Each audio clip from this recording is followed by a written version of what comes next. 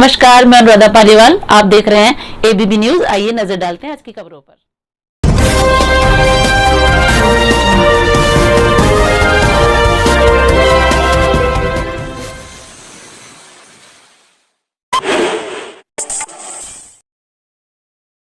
नमस्कार, ABP news के सभी दर्शकों को मेरा नमस्कार। मैं आपका दोस्त, आपका भाई संजय शर्मा। आज हम बात करते हैं स्वामी यति निर्भयानंद सरस्वती जी से, जो पहले डॉक्टर थे, उसके बाद उन्होंने सनातन धर्म की रक्षा के लिए संन्यास ले लिया। तो आज बात करते हैं उनसे। आज हमारे स्टूडियो में तो चर्चा करते हैं इसी बात को। बहुत बहुत स्वागत है डॉक्टर साहब आपका हमारे न्यूज चैनल में। स्वामी जी, स्वामी निर्भयानंद, धन्यवाद। स्वामी निर्भयानंद जी, आपने डॉक्टरी का पेशा छोड़ करके और अपना भरा पूरा परिवार छोड़ करके ये जो है संन्यास को धारण किया, क्या कारण रहा ऐसा? मां और महादेव के चरणों में नमन करते हुए, अपने गुरुवर महामंडलेश्वर यति नरसिंहानंद गिरी जी महाराज के चरणों में दंडवत प्रणाम करते हुए, मैं स्वामी यति निर्भयानंद सरस्वती।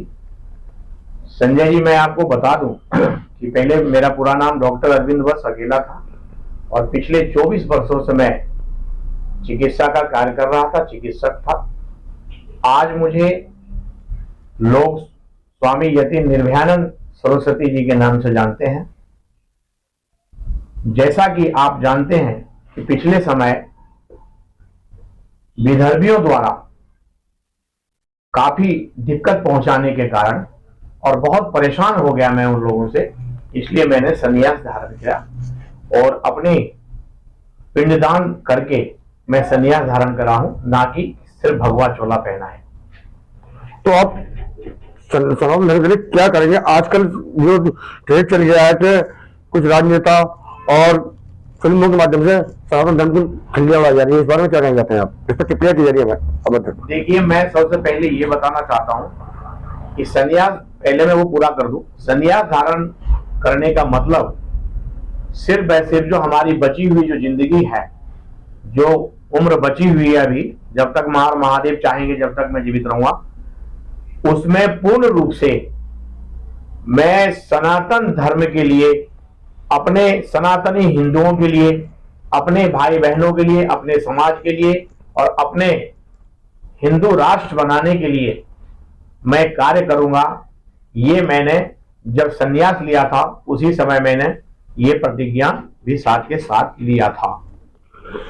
मेरा सवाल था दूसरा कि आजकल राजनेताओं द्वारा और फिल्मों में सनातन धर्म के प्रति कुछ अवैध टिप्पणियां की जाती है, कुछ ऐसे दृश्य दिखाए जाते हैं जो कि नहीं दिखाने चाहिए। इस बारे में क्या कहना चाहते हैं? देखिए, पहले तो हम राजनेता के बारे में आपको बता दें कि राजनेता जो है, चाहे वो किसी भी पार्टी का हो, जितने भी राजनीतिक दल है, मैं सबके लिए कह रहा हूं, सब एक दूसरे के चट्टे बट्टे हैं और इन लोगों को ना तो धर्म से कोई मतलब है, ना इन लोगों को धर्म के बारे में कोई नॉलेज है, ना इन्होंने कभी धार्मिक पुस्तकें पढ़ी है, ना ये किसी प्रकार के कोई धार्मिक संतों के शरण में गया कभी। इनका जो आचरण है वो धार्मिक आचरण नहीं है, इसलिए धर्म के नजरिए से राजनेता को देखना उचित नहीं होगा।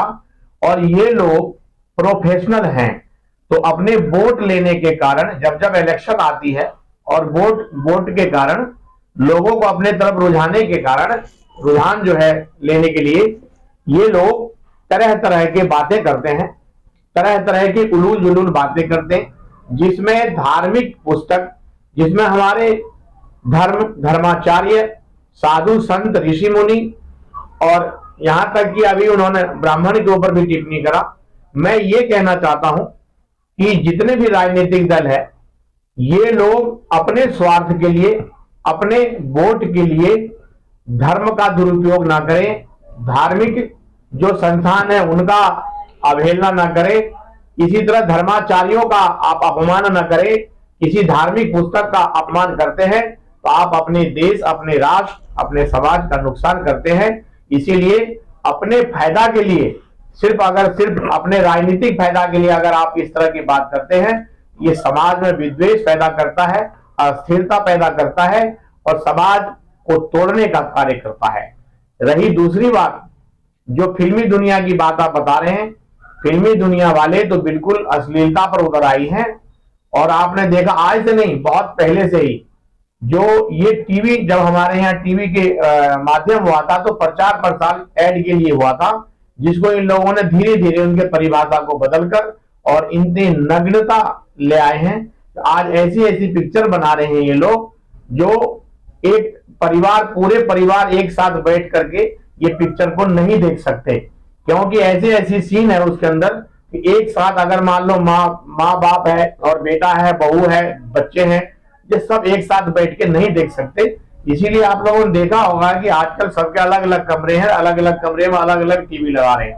तो ये हमारे जो हिंदू समाज है, सनातनी समाज है, इसको जगने की आवश्यकता है।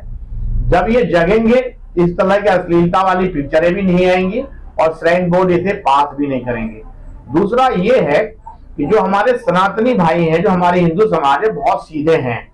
उनको समझ बहुत देर में आती है कि ये लोग किस तरह से षड्यंत्र की तरह, और जो हमारे संस्कृति है, जो हमारे भारत भूमि का जो ऋषि मुनियों का देश है ये, और जिस तरह से हमारा ऋषि परंपरा है, जिस तरह से विश्व में हम विश्व गुरु का जो काम है वो हम करने जा रहे हैं, इनको ये नहीं दिखाई पड़ रहा है कि ये जो विधर्मी लोग हैं, ये जो अपने स्वार्थ के लिए काम करने वाले लोग हैं, ये लोग किस तरह से हमारे धर्म को नष्ट करने पर तुले हुए हैं, किस तरह से हमारे संस्कृति को बर्बाद करने में, खत्म करने में जुड़े हुए हैं।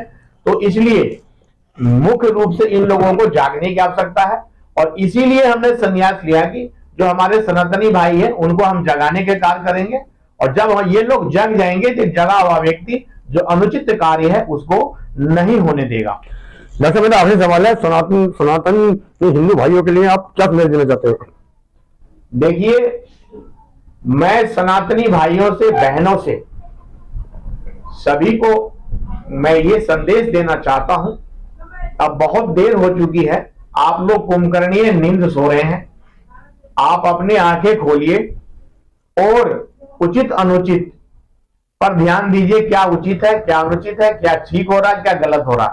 जहां पर गलत हो रहा है वहां पर मौन व्रत तोड़िए, अपना मौन धारण जो किया हुआ उसको तोड़िए और उनको उसका विरोध करिए, उसके लिए बोलिए। दूसरा, जो अभी जनसंख्या वाली बात है, उसके ऊपर हिंदू भाई ज्यादा से ज्यादा अपने घर में जो है बच्चा पैदा करें, ताकि आपकी जब संख्या ज्यादा होगी वो अपने बहनों की रक्षा करेंगे, अपने माता पिता की रक्षा करेंगे, समाज की रक्षा करेंगे, राष्ट्र की रक्षा करेंगे।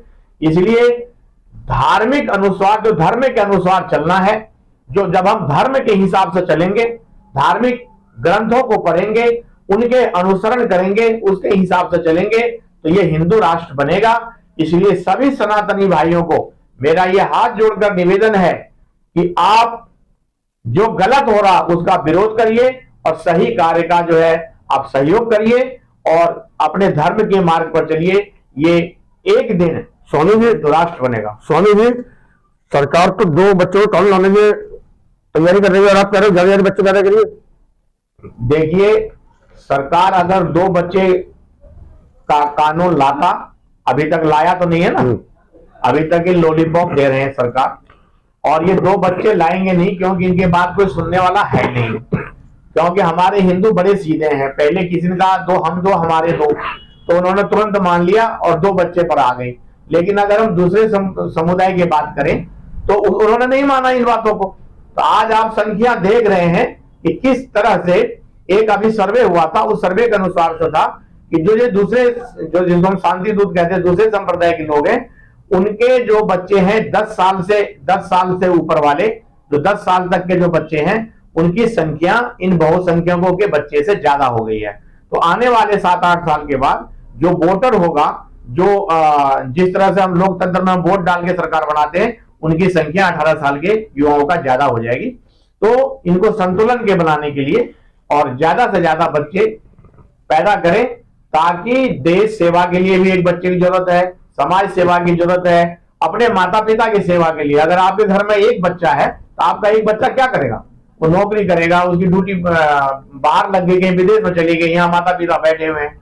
एक सर्वे के अनुसार मैं बताना चाहता हूं कि जितने भी वृद्धा आश्रम है, इस वृद्धा आश्रम के अंदर ज्यादा से ज्यादा 98.8% हमारे हिंदू जो बुजुर्ग हैं वो हैं। और कहीं आपने देखा दूसरे धर्म के लोगों को क्योंकि उनके पास बच्चे ज्यादा हैं, वो देखभाल करते हैं, उनका सेवा करते हैं। और हमारे पास एक बच्चा होता, वो विदेश चला जाता है या कहीं नौकरी, वो घर में माता पिता जो है बैठे रहते हैं नौकरों के भरोसे।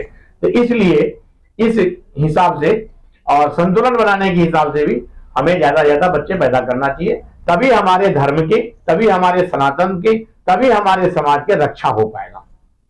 आपने अपने बहुत सब समय दिया है हमारे एबीपी न्यूज में स्टूडियो में आने के लिए, बहुत बहुत धन्यवाद आपका। आपका बहुत बहुत धन्यवाद, आपने भी हमारे लिए समय दिया। हर हर महादेव, हर हर महादेव, हर हर महादेव।